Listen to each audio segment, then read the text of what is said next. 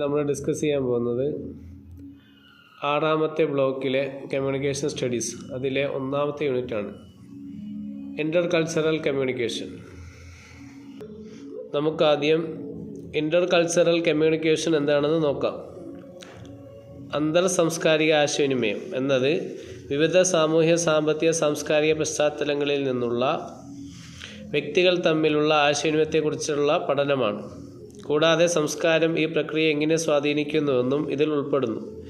വ്യത്യസ്ത ഗ്രൂപ്പുകളിൽ നിന്നുള്ള ആളുകൾ പരസ്പരം മനസ്സിലാക്കാൻ ശ്രമിക്കുന്നതാണ് ഇത്. വ്യത്യസ്ത സാംസ്കാരിക പശ്ചാത്തലങ്ങളിൽ നിന്നുള്ള വ്യക്തികളെ തിരിച്ചറിയുകയും ബഹുമാനിക്കുകയും ചെയ്യുക എന്നതാണ് ഇതിൻ്റെ ലക്ഷ്യം.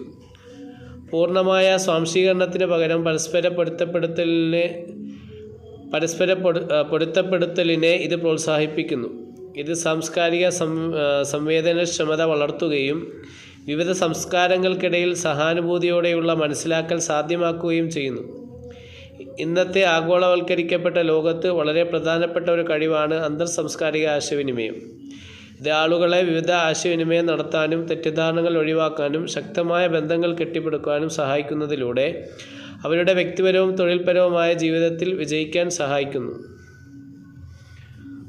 അടുത്തതാണ് കൾച്ചർ.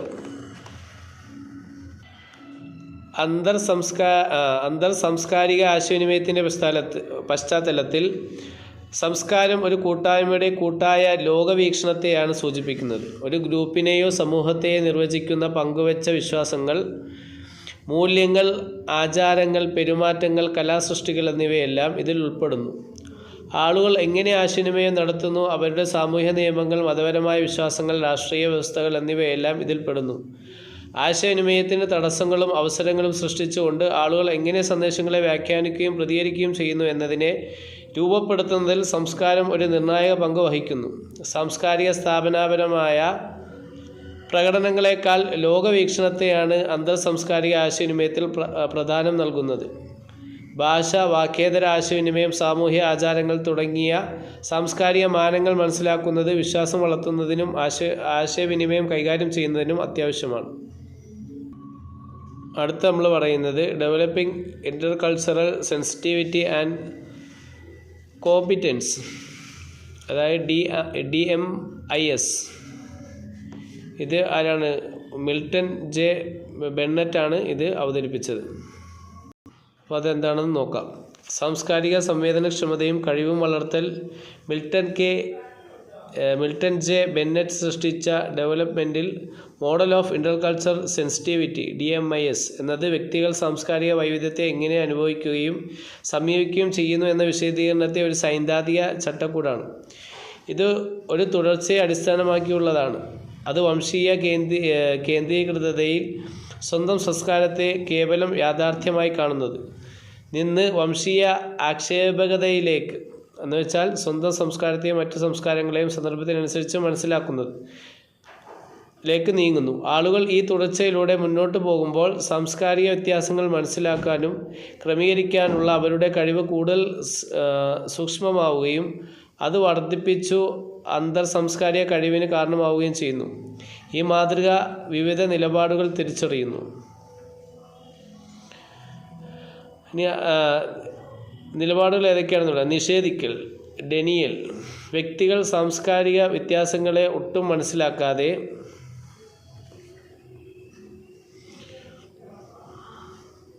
ഒന്നാമത്തെ നിഷേധിക്കലാണ് പറയുന്നത്. ഡെനിയൽ. വ്യക്തികൾ സാംസ്കാരിക വ്യത്യാസങ്ങൾ ഒട്ടും മനസ്സിലാക്കുന്നില്ല, അല്ലെങ്കിൽ അവയെ വിദേശ അല്ലെങ്കിൽ ന്യൂനപക്ഷം പോലുള്ള വളരെ വിശാലമായ വിഭാഗങ്ങളിലായി മാത്രം കാണുന്നു.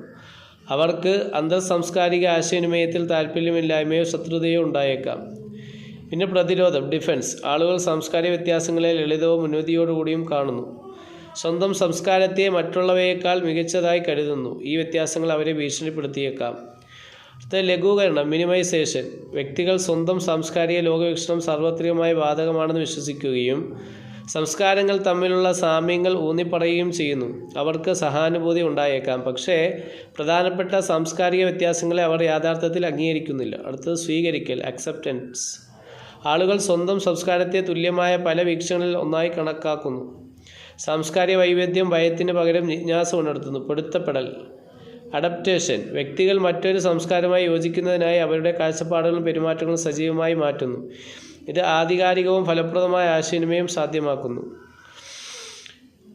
സംയോജനം, ഇൻ്റഗ്രേഷൻ, വ്യക്തികൾക്ക് വിവിധ സാംസ്കാരിക ലോകവീക്ഷണങ്ങൾക്കിടയിൽ അനായാസം നീങ്ങാൻ കഴിയും. അവർക്ക് ബഹുസാംസ്കാരിക വ്യക്തിത്വങ്ങൾ ഉണ്ടായിരിക്കും.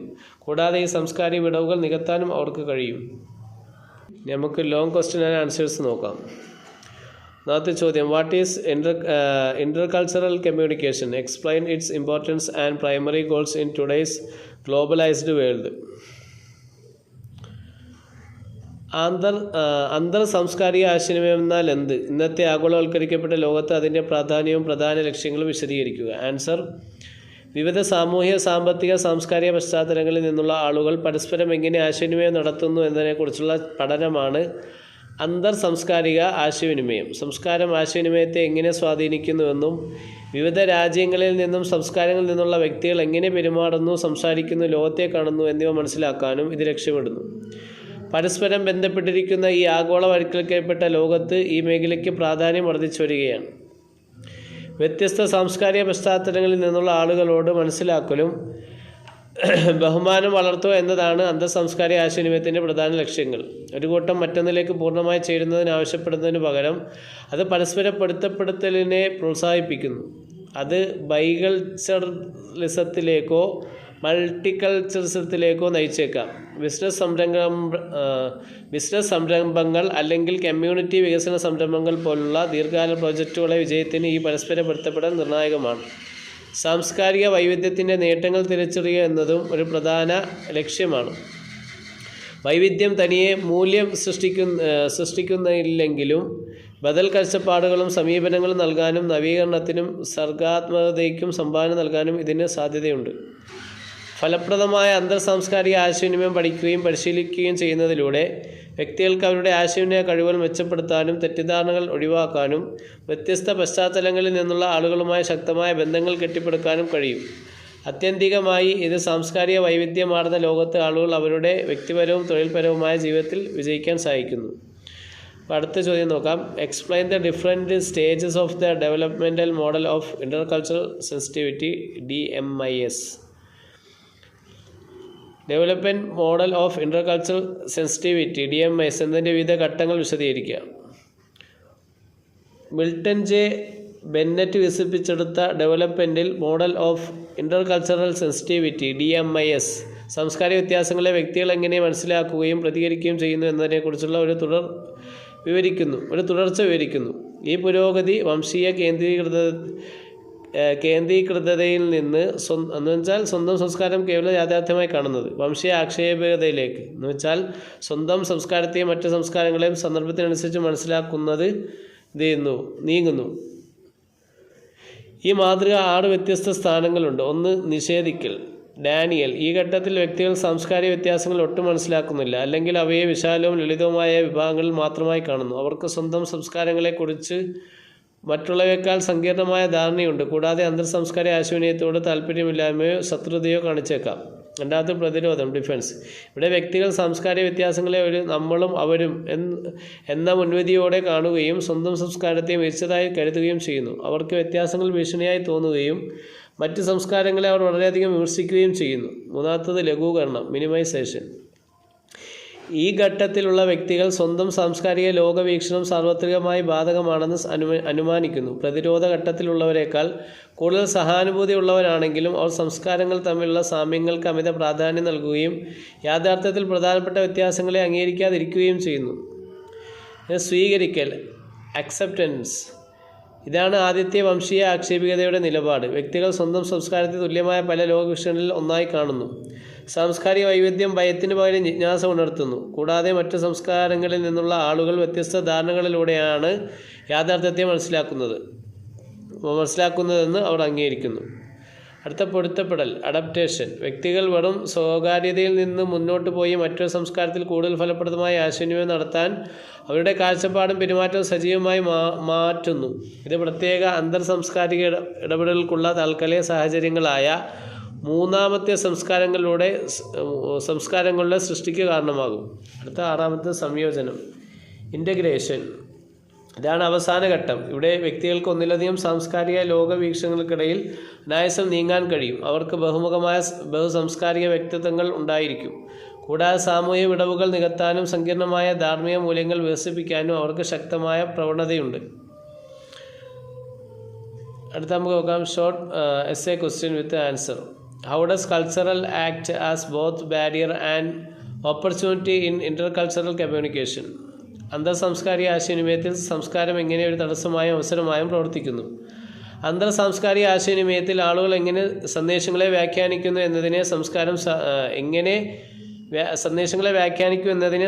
സ്വാധീനിക്കുന്നു. ഇത് തടസ്സങ്ങളും അവസരങ്ങളും സൃഷ്ടിക്കുന്നു. ഒന്നുകൂടെ പറയാം. അന്തർ സാംസ്കാരിക ആശയവിനിമയത്തിൽ ആളുകൾ എങ്ങനെ സന്ദേശങ്ങളെ വ്യാഖ്യാനിക്കുന്നതിനെ ഈ സംസ്കാരം എന്ത് ചെയ്തു? സ്വാധീനിക്കുന്നു.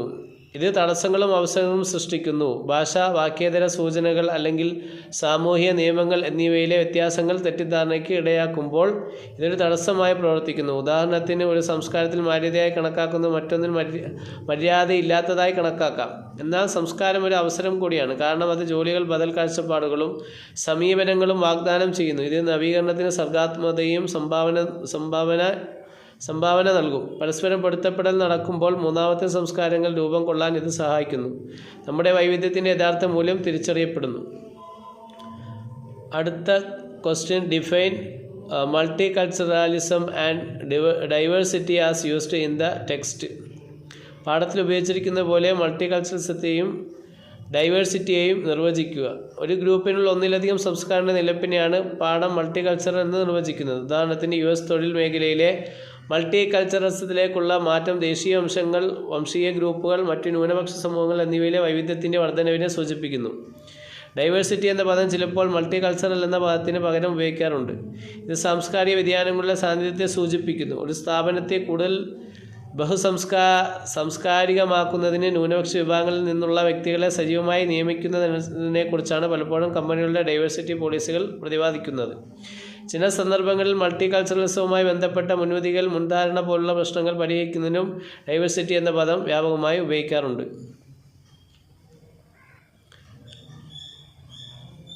അടുത്ത ചോദ്യം. How is the intercultural competence different from intercultural sensitivity? അന്തർ സാംസ്കാരിക കഴിവ് അന്തർ സാംസ്കാരിക സംവേദനക്ഷമതയിൽ നിന്ന് എങ്ങനെ വ്യത്യാസപ്പെട്ടിരിക്കുന്നു? ആൻസർ. അന്തർ സാംസ്കാരിക സംവേദനക്ഷമത, അതായത് ഇന്റർകൾച്ചറൽ സെൻസിറ്റിവിറ്റിയും അന്തർ സാംസ്കാരിക കഴിവും ഇന്റർകൾച്ചറൽ കോമ്പിറ്റൻസും തമ്മിൽ പാഠം വേർതിരിവ് കാണിക്കുന്നു. സങ്കീർണമായ സാംസ്കാരിക സമ്പ്രദായങ്ങൾ തിരിച്ചറിയാനും മനസ്സിലാക്കാനുള്ള കഴിവിനെയാണ് അന്തർ സാംസ്കാരിക സംവേദനക്ഷമത എന്നുകൊണ്ട് സാധാരണയായി അർത്ഥമാക്കുന്നത്. ഇത് സാംസ്കാരിക വ്യത്യാസങ്ങൾ മനസ്സിലാക്കാനും ക്രമീകരിക്കാനുള്ള കഴിവാണ്.